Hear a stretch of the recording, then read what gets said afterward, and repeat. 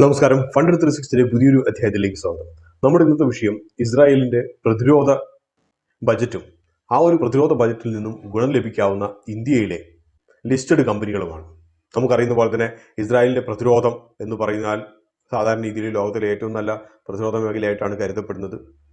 പക്ഷേ എങ്കിൽ പോലും ഏത് പ്രതിരോധത്തിന് വേണ്ടിയിട്ട് സ്പെൻഡ് ചെയ്യുന്ന പണമാണെങ്കിലും ആത്യന്തികമായിട്ട് സാധാരണ ജനങ്ങളുടെ മുകളിൽ ബോംബ് വർഷിക്കുന്നതിനോ ജീവനെടുക്കാനോ വേണ്ടിയിട്ട് ഉപയോഗിക്കുന്നത് ആയതുകൊണ്ട് തന്നെ ഇവയിൽ നിന്നും ഉള്ള ലാഭം അത് എന്തുമാത്രം ധാർമ്മികമാണ് കൈക്കൊള്ളാൻ എന്നുള്ളൊരു ചോദ്യം അവിടെ അവശേഷിക്കുന്നു. അതുകൊണ്ട് തന്നെ ഈ ഒരു വീഡിയോ എല്ലാവരും ഒരു വിവരം നേടാനുള്ള അവസരമായിട്ട് മാത്രം കരുതുക. മറ്റൊരു പ്രധാനപ്പെട്ട കാര്യം ഉദ്ദേശിച്ചെന്ന് വെച്ച് കഴിഞ്ഞാൽ നമ്മൾ കണ്ടു 2-3 ആഴ്ചകൾക്ക് മുമ്പ് ടാറ്റയുടെ എല്ലാ കമ്പനികളും ബഹിഷ്കരിക്കണം, കാരണം ഇസ്രായേലിൽ ഏറ്റവും അധികം നാശനഷ്ടങ്ങൾ ഉണ്ടാക്കാനുള്ള കാരണമോ അതിനുള്ള ടെക്നോളജിയോ നൽകുന്നത് ടാറ്റയാണെന്ന രീതിയിൽ. പക്ഷേ നമ്മൾ കുറച്ച് അഗാധമായിട്ട് അപഗ്രഥിക്കുമ്പോൾ കാണാൻ കഴിയുന്ന ഒരു കാര്യം, പ്രത്യക്ഷമായിട്ടോ പരോക്ഷമായിട്ടോ ഇന്ത്യയിലെ ഏകദേശം 30-40 കമ്പനികൾ ഇസ്രായേലിന്റെ പ്രതിരോധ മേഖലയുമായി യോജിച്ച് പ്രവർത്തിക്കുന്നു. അവയുടെ ചിലരുടെയൊക്കെ 60% മൊത്തമുള്ള റവന്യൂവിൻ്റെത് വരുന്നത് ഇസ്രായേലിന്റെ പ്രതിരോധ മേഖലയിൽ നിന്ന് മാത്രമാണ്. ഒന്നാമത്തെ ചോദ്യം എന്തുകൊണ്ട് ഇസ്രായേൽ എന്നുള്ളതാണ്. ഇസ്രായേലിനെ സംബന്ധിച്ച് ഇസ്രായേൽ ഏകദേശം $50 ബില്യൺ തത്തുല്യമായിട്ടുള്ള പ്രതിരോധ ബജറ്റാണ് ഓരോ വർഷവും നീക്കിയിരിക്കുന്നത്. ഇന്ത്യയെ സംബന്ധിച്ച് അത് $86 ബില്യൺ തത്തുല്യമായിട്ടുള്ളതാണ്.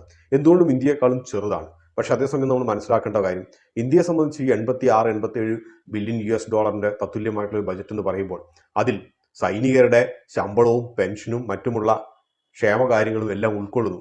പക്ഷേ ഇസ്രായേലിനെ സംബന്ധിച്ച് ഈ $47 ബില്യൺ ബജറ്റ് എന്ന് പറയുന്നതിൻ്റെ അകത്ത് ഡിഫൻസിന് മാത്രമാണ്, അതായത് ഒന്നുകിൽ ഡിഫൻസിന് അല്ലെങ്കിൽ അതിൻ്റെ മെയിൻ്റനൻസിന് മാത്രമാണ്.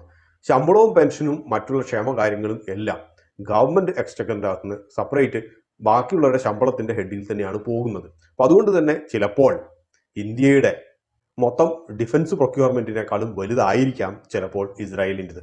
അപ്പോൾ അതുകൊണ്ട് തന്നെ ഇസ്രായേലിലേക്ക് ഉള്ള സപ്ലൈസ്, അതായത് നേരിട്ട് ഇസ്രായേലിലേക്ക് നമ്മൾ ഇവിടുന്ന് എന്തെങ്കിലും കയറ്റി അയക്കുന്ന കമ്പനികളൊക്കെ വളരെ കുറവാണ്, 1-2 എണ്ണേ ഉള്ളൂ. പക്ഷേ ഇസ്രായേലിലെ ഭീമന്മാരായിട്ടുള്ള പല ഡിഫൻസ് മാനുഫാക്ചേഴ്സും അതേപോലെ തന്നെ ഇസ്രായേലിലേക്ക് സപ്ലൈ ചെയ്യുന്ന പല അമേരിക്കൻ ഭീമന്മാരായിട്ടുള്ള ഡിഫൻസ് മാനുഫാക്ചേഴ്സിനും ഇവരുടെയൊക്കെ വെൻഡേഴ്സായിട്ടോ സപ്ലൈസായിട്ടോ ടെക്നോളജി പാർട്ട്നേഴ്സായിട്ടോ പ്രവർത്തിക്കുന്ന ഇന്ത്യൻ കമ്പനികൾ ഏറെയുണ്ട്.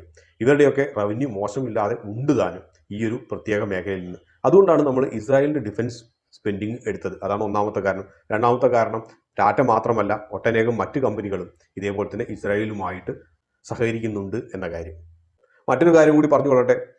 ഇന്നത്തെ പരിസ്ഥിതിയിൽ ഉക്രൈൻ കഴിഞ്ഞു കഴിഞ്ഞാൽ ഏറ്റവും അധികം GDPയുടെ ഏകദേശം 10% അടുത്ത് ഇസ്രായേൽ അവരുടെ ഡിഫൻസ് സ്പെൻഡിങ്ങിന് വേണ്ടി, പ്രതിരോധത്തിന് വേണ്ടിയിട്ട് മാറ്റിവെക്കുന്നു. ഉക്രൈനിൽ അത് 34%. അത് സ്വാഭാവികമായിട്ടും ഉണ്ടാകും ഉക്രൈനും റഷ്യയ്ക്കും.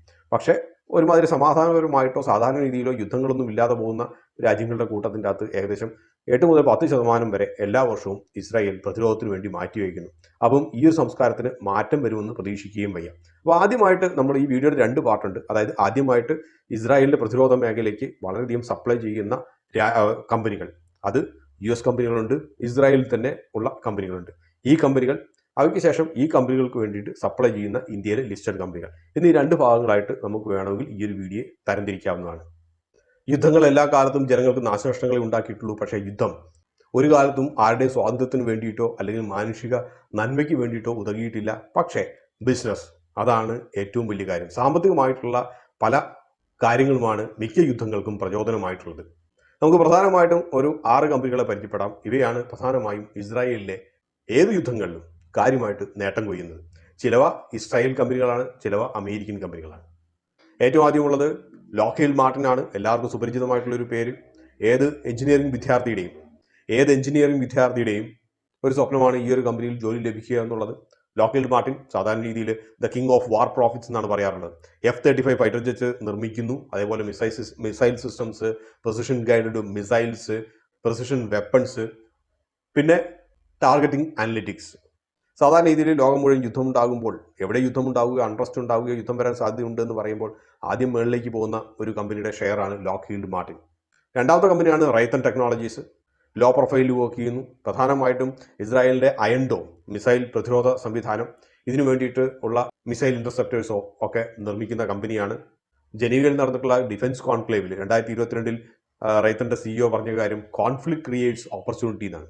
അതായത് കോൺഫ്ലിക്റ്റുകൾ, അതായത് തമ്മിലുള്ള പ്രശ്നങ്ങൾ, അത് അവസരങ്ങൾ ഉണ്ടാക്കുന്നു എന്നാണ്. അപ്പോൾ ഇവരുടെ മേഖല എന്ന് പറഞ്ഞു കഴിഞ്ഞാൽ വെറും പ്രതിരോധം മാത്രമല്ല, അഥവാ ജനങ്ങളെ രക്ഷിക്കുക മാത്രമല്ല, പ്രകോപനം ഉണ്ടാക്കിയിട്ട് പുതിയൊരു അവസരം ഉണ്ടാക്കുക എന്നുള്ളത് കൂടിയാണ്. മറ്റൊന്നുള്ളത് എൽബിറ്റ് സിസ്റ്റംസ് ആണ്. വളരെ വലുത്. ഇസ്രായേൽസ് ഹോം ഗ്രോൺ വാർ മെഷീൻ എന്നാണ് എൽബിറ്റ് സിസ്റ്റംസിനെ ജനീവ കോൺക്ലേവിൽ ടാഗ് ലൈൻ തന്നെ കൊടുത്തിരുന്നത്. ഇസ്രായേലിലെ ഏറ്റവും വലിയ ആയുധ നിർമ്മാണ company. Surveillance ഡ്രോൺസിലും compact എയിലും smart ബോംബുകളിലും specialise ചെയ്തിരിക്കുന്നു. ഡിഫൻസ് കോൺക്ലേവിൽ പറഞ്ഞിട്ടുള്ള ഒരു കാര്യം, ഫീൽഡ് ടെസ്റ്റഡ് ഇൻ ഗാസ എന്നാണ് ഫോറിൻ ബയേഴ്സിന് വേണ്ടിയിട്ട് എൽബി സിസ്റ്റംസിൻ്റെ ബ്രോഷറുകളിലും ഡിസ്പ്ലേസിലും ഒക്കെ പറയുന്നത്. മറ്റൊന്നുള്ളത് ജനറൽ ഡൈനാമിക്സ് ആണ്.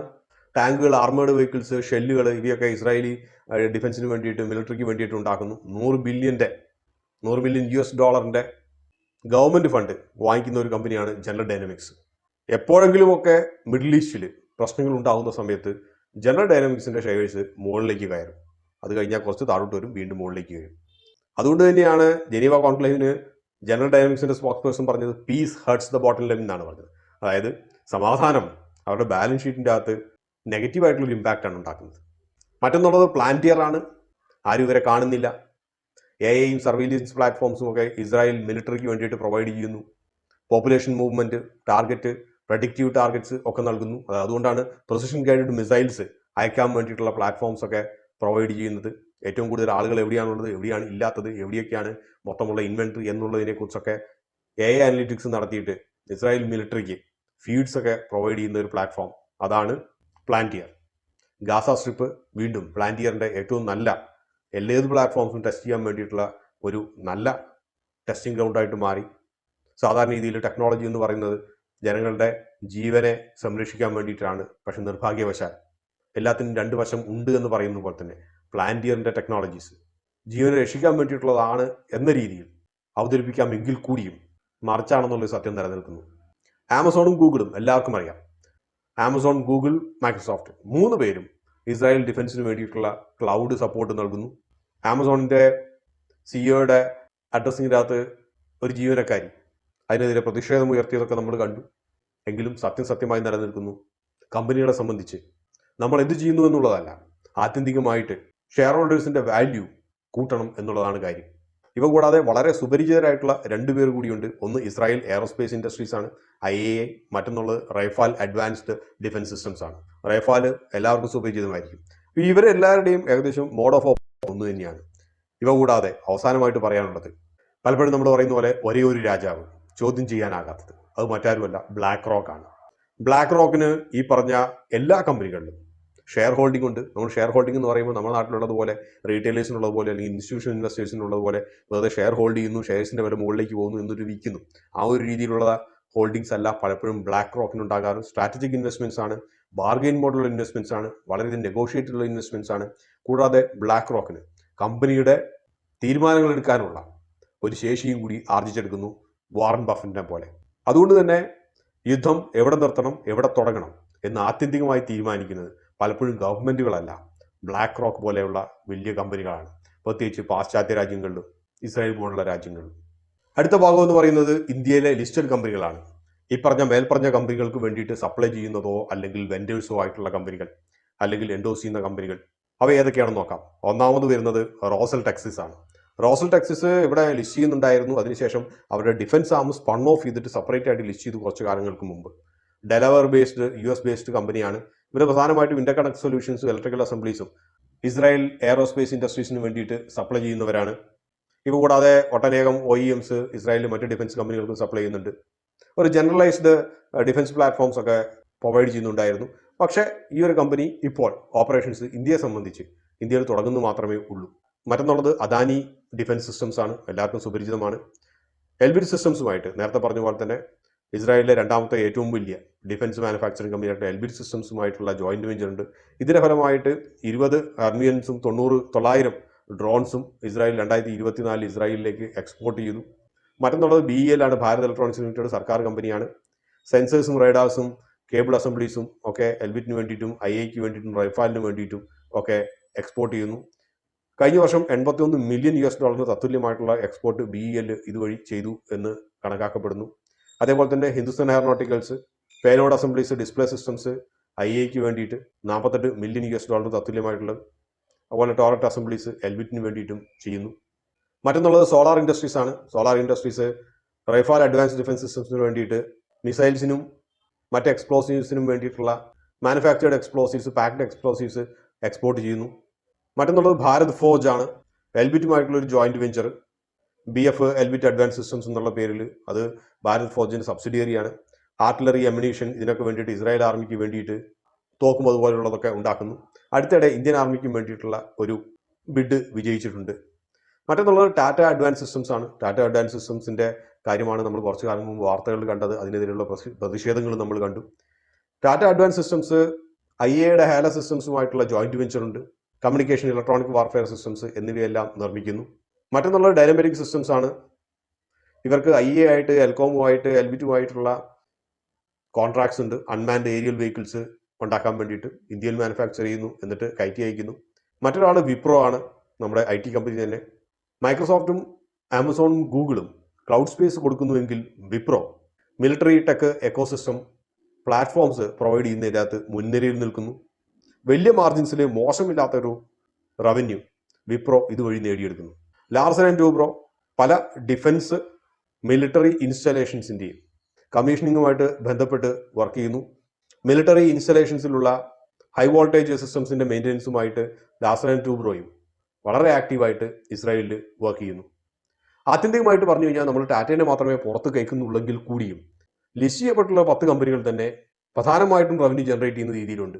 ലിസ്റ്റ് ചെയ്യുന്ന മറ്റ് കുഞ്ഞൻ കമ്പനികളൊക്കെ ഉണ്ട്, ഇല്ല എന്നുള്ളതല്ല. ഉദാഹരണമായിട്ട് ബാലു ഫോർജ് ഒക്കെ പോലുള്ളത് കുഞ്ഞു കുഞ്ഞു കമ്പനികളാണ്. ഇവയുടെ റവന്യൂവിൻ്റെ അകത്ത് കുറച്ചേ കോൺട്രിബ്യൂട്ട് ചെയ്യുന്നുള്ളൂ. ഇവയാണ് പ്രധാനപ്പെട്ട കമ്പനികൾ. ഇവ കൂടാതെ അൺലിസ്റ്റഡ് ആയിട്ടുള്ള കമ്പനികൾ ഒട്ടനേകം വേറെയും നിലനിൽക്കുന്നു. അപ്പോൾ അതുകൊണ്ട് പ്രത്യക്ഷമായിട്ടോ പരോക്ഷമായിട്ടോ പറയുകയാണെങ്കിൽ നമ്മൾ ഇന്ന് മുമ്പിൽ കാണുന്ന പല കമ്പനികളും ഈ പറഞ്ഞതുപോലെ ഇസ്രായേലുമായിട്ട് അവരുടെ ഡിഫൻസ് സ്പെൻഡിങ് പങ്കിടുന്ന കമ്പനികൾ തന്നെയാണ്. ഇവയൊന്നും ഒരു സ്റ്റോക്ക് റെക്കമെൻഡേഷനോ ഒന്നുമല്ല. പക്ഷേ ഇസ്രായേലിൻ്റെ ഡിഫൻസ് സ്പെൻഡിങ്, ഡിഫൻസ് ബജറ്റ് അടുത്ത കാലത്തൊന്നും കുറയാൻ പോകുന്നില്ല എന്നുള്ളത് കൊണ്ട് തന്നെ ആ മേഖലയിൽ പ്രവർത്തിക്കുന്ന കമ്പനികൾ താരതമ്യേന കുറച്ച് റിസ്ക് കുറഞ്ഞൊക്കെ തന്നെ ഇരിക്കുമെന്ന് വേണം പ്രതീക്ഷിക്കാൻ. യുദ്ധങ്ങൾ എല്ലാ കാലത്തും സാധാരണ ജനത്തിന് നാശനഷ്ടങ്ങൾ മാത്രമേ നേടിത്തന്നിട്ടുള്ളൂ. ഒരു യുദ്ധത്തിലും ആരും, ഒരു ജനവും ജയിക്കാറില്ല, ഒരു മനുഷ്യനും ജയിക്കാറില്ല. ആത്യന്തികമായി കുറച്ചു പേർക്ക് ഗുണവും ഒട്ടനേകം പേർക്ക് ദുരിതവും നൽകുന്ന ഒരു പ്രതിഭാസമാണ്. യുദ്ധങ്ങൾ ഒരു കാലത്തും പ്രോത്സാഹിപ്പിക്കപ്പെടുന്നില്ല. ഈ ഒരു വീഡിയോ ചെയ്തത് ലഭിച്ച കുറച്ച് അറിവുകൾ പങ്കുവെക്കാം എന്ന് കരുതിയിട്ട് മാത്രമാണ്. മറ്റൊരു തെറ്റും വീണ്ടും കാണാം. അതുവരെ നന്ദി, നമസ്കാരം.